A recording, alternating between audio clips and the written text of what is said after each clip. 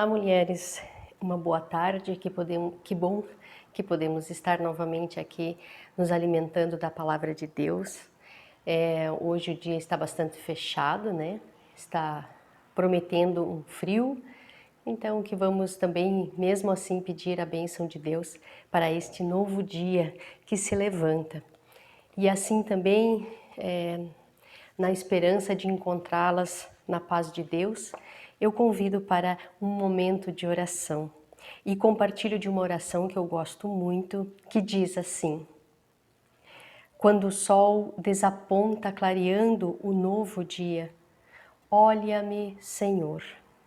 E quando o dia se inicia, trazendo as responsabilidades e o trabalho que me cabem, abençoa-me, Senhor. Quando eu faltar com a caridade e me deixar invadir pelo egoísmo, então perdoa-me, Senhor. Quando os meus passos se desviarem do caminho da luz, faz-me retornar, Senhor. E quando as dificuldades da vida me confundirem, ensina-me de novo, Senhor. Quando a provação sobrevier em meu coração e me encher de angústia, fortalece-me, Senhor. Quando a impaciência, a desconfiança e o medo me assaltarem, ajuda-me a perseverar, Senhor. E quando o desamor ou a injustiça me atingirem, protege-me em tuas mãos, Senhor. Em todos os dias de minha vida, guia-me sempre, Senhor. Acho muito profunda esta oração. Nesta semana, como ISLB, neste mês de agosto, nós lembramos a Semana Nacional da Pessoa com Deficiência. Nós, de certa forma, desde 1990, como ISLB, temos trazido e provocado esta temática em algum momento no ano, porque ela é muito pertinente a nós, faz parte da nossa vida, né? E ela é uma temática que merece o seu cuidado e a sua atenção. Temos muito a aprender com isso. E daí eu lembrei de um texto de cura. Jesus tinha muitos textos.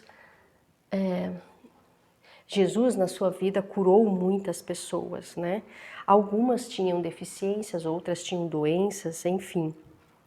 E daí eu lembrei de um texto de Mateus 9, 1 ao 8, e eu compartilho com vocês. Depois a gente vai refletir sobre ele. Jesus entrou num barco, voltou para o outro lado do lago e chegou a uma cidade. Então algumas pessoas trouxeram um paralítico deitado numa cama. Jesus viu que eles tinham fé e disse ao paralítico: coragem, meu filho, os seus pecados estão perdoados. Aí, alguns dos mestres da lei começaram a pensar: este homem está blasfemando contra nós e contra Deus. Porém, Jesus sabia que eles estavam pensando e daí disse: por que é que vocês estão pensando essas coisas tão más? O que é mais fácil fazer e dizer a este paralítico: os seus pecados estão perdoados, ou levanta-se e ande? Pois eu vou mostrar a vocês que eu, o Filho do Homem, tenho poder na terra para perdoar os pecados. Então ele disse ao paralítico: levanta-se, pegue a sua cama e vá para casa. O homem levantou-se e foi para casa. Este texto, ele é muito importante e desde o seu início ele nos traz um aprendizado. Quando Jesus chega a uma cidade, um grupo de amigos ou familiares, aqui não diz bem certo, mas um grupo de pessoas, traz para perto de Jesus um paralítico.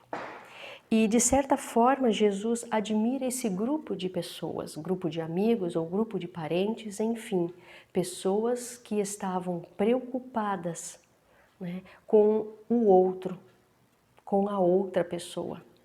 Pessoas que demonstram empatia, solidariedade.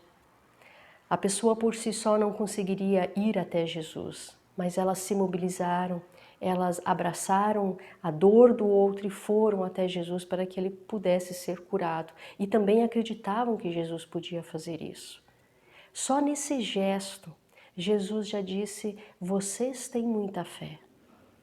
Ele percebeu a fé do grupo como um todo, não só daquele homem que estava numa cama, mas daquele grupo de pessoas, que se mobilizaram, que se sensibilizaram e que já estavam com certeza com esta pessoa diante da sua limitação, diante da sua deficiência, ao redor dela, ajudando, contribuindo para ela ter uma vida melhor.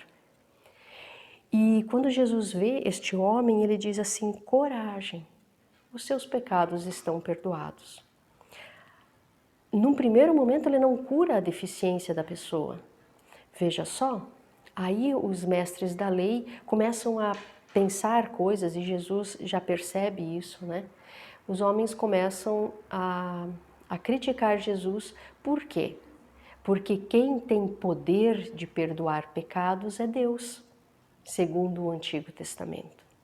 Segundo a lei, naquela época de Jesus, o único ser que tinha poder de perdoar pecados era o próprio Deus. E Jesus diz, os teus pecados estão perdoados. Então isso ofende, isso mexe com os mestres da lei. Mas Jesus daí faz uma pergunta, Por que vocês pensam essas coisas tão ruins, tão más? É mais fácil perdoar pecados ou falar para esse homem, tu estás curado, levanta-se e ande?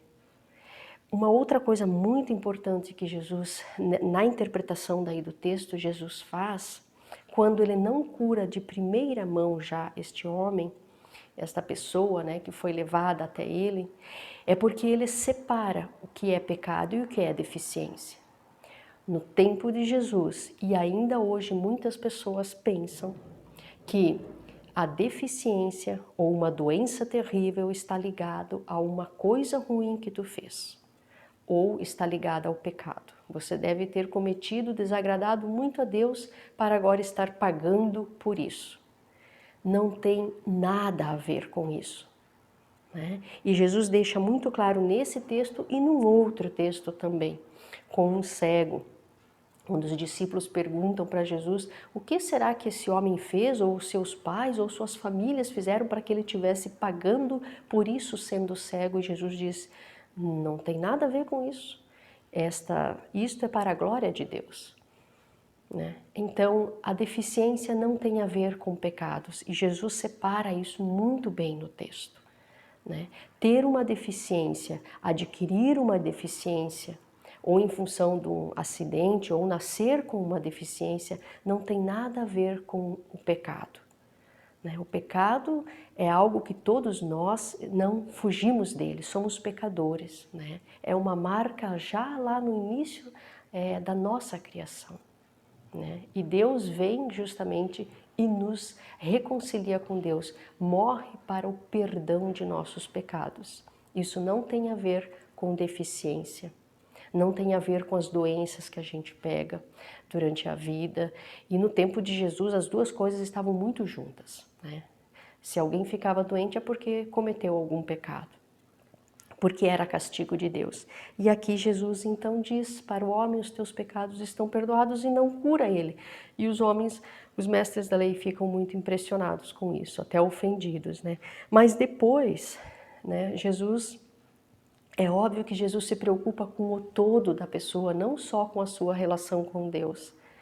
Então, ele também oferece a cura do corpo daquela pessoa para que ele volte a ter esta socialização que ele precisava e que ele volte a andar, enfim, ou ter a sua vida restaurada, o seu corpo restaurado também. Mas Jesus aqui deixa bem claro a diferença de um e outro. Ele desassocia a deficiência ao pecado. E isso é um texto fantástico para nós. Eu penso que nós podemos aprender muito com a deficiência. Uma deficiência sempre traz uma limitação, ou mais limitações. Mas a limitação não é a marca só de quem tem deficiência, porque todos nós temos limitações. Todos nós temos dor e temos dificuldades ou incapacidades em muitas áreas da nossa vida, né? Então a limitação não é uma característica apenas de quem tem uma deficiência. É uma característica comum de todos, de todas as pessoas.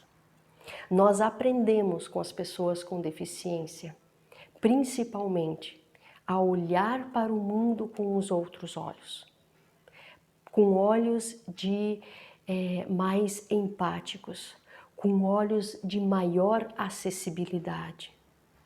Uma pessoa com deficiência vê o mundo diferente, sim, só que ela vê o mundo e sente o mundo muito mais incapacitante do que nós. Nós criamos barreiras. A pessoa com deficiência luta e pede por acessibilidade. Aqui na nossa comunidade nós construímos uma rampa.